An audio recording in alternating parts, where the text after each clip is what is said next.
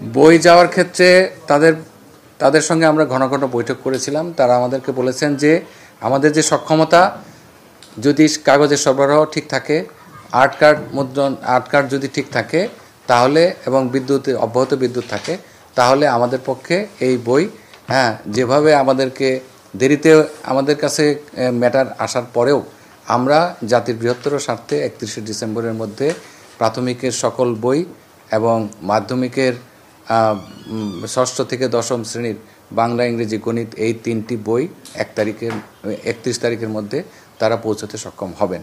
অন্যদিকে 1 তারিখ থেকে 10 তারিখের মধ্যে মাধ্যমিকের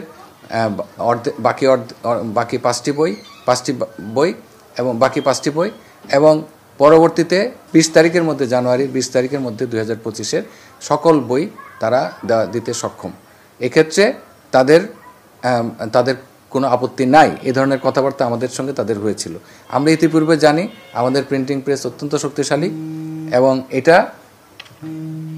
এই প্রিন্টিং প্রেস তারা মোটামুটি প্রেসে কাগজ ওঠানোর পর 11 দিনের মধ্যে তারা সকল কাজ সম্পন্ন করে ডেলিভারি পয়েন্টে পৌঁছানোর সক্ষমতা তাদের আছে। কিন্তু এই ধরনের চিঠির মাধ্যমে যে পরিস্থিতি তারা তৈরি হচ্ছিল বলে আমাদের কাছে প্রতীয়মান হচ্ছে, তাতে তো তাদের সক্ষমতাকে তারা নিজেরাই মিথ্যা প্রমাণ করতে চাচ্ছিল। উপদেষ্টা মহোদয় তাদেরকে তাদের সমস্ত সমস্যাগুলি জেনে এবং সঙ্গে সঙ্গে সেগুলো তাৎক্ষণিক সমাধান করার প্রতিশ্রুতি দিয়েছিলেন, এবং তার 24 ঘন্টা না যেতেই তিনি পরদিন শুক্রবার আমাকে সকালে ফোন করে উনি বললেন যে আমি কিন্তু তাদের কাগজের সংকট, আর্ট কার্ডের বিষয়ে আমি কিন্তু সমস্যা সমাধান করে দিয়েছি। তাদেরকে আপনি বলেন যে তারা কাজ শুরু করুক এবং নির্ধারিত সময়ের মধ্যে আমাদের শিক্ষার্থীদেরকে বই তারা দিবে, এই প্রতিশ্রুতি দিক।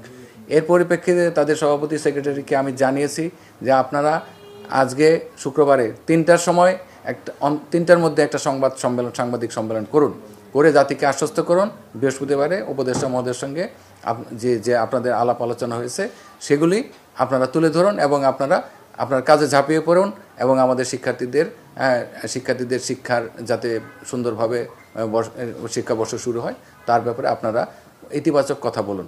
কিন্তু তারা সেই কাজটি এমন সময়ে আজকে এসে করলেন যেটার ক্ষেত্রে একটা বিভ্রান্তিমূলক পরিস্থিতির সৃষ্টি হলো। এটাই আমার কাছে কষ্ট লাগছে যে এই কথাটা, আমার অনুরোধটা যদি তারা সেদিন রাখতেন তাহলে কিন্তু আজকের এই পরিস্থিতিটা, অনাকাঙ্ক্ষিত পরিস্থিতিটা সৃষ্টি হতো না। তারপরে আমি বলবো যে তারা প্রতিশ্রুতি দিয়েছেন, আমাকে বারবার বলেছেন যে আমরা এই কাজ যথাসাধ্য চেষ্টা করে আমরা উঠিয়ে দিব, এবং এক্ষেত্রে পূর্বের যে কোনো কোভিডের সময়ে তারা এই কাজ করেছেন, সুন্দরভাবে চেষ্টা করেছেন। তাদের চেষ্টা করলে অনেক কিছু সম্ভব, এটা তারা আমাদেরকে আগেও প্রমাণ করেছেন। কেন তারা পারবেন না? এটা অবশ্যই পারতেন তারা, আজকেও তারা প্রতিশ্রুতি দিতে পারতেন। আমাদের সন্তানরা যে এই এত রক্ত দিল, 2000 শিক্ষার্থী সন্তান মারা গেল, এটা কেন? তারাই হতে পারতেন, এবং এখনও হতে পারেন। তারা আমাদের শিক্ষার্থীদের রাস্তায় যারা আন্দোলন করেছে, এই জুলাই বিপ্লবে আত্মত্যাগ করেছে, তাদের সবচাইতে প্রিয় প্রতিষ্ঠান এনসিটিভির পাশে দাঁড়ানোর জন্য, এটা তারা পারতেন এবং এখনও পারেন আমি মনে করি।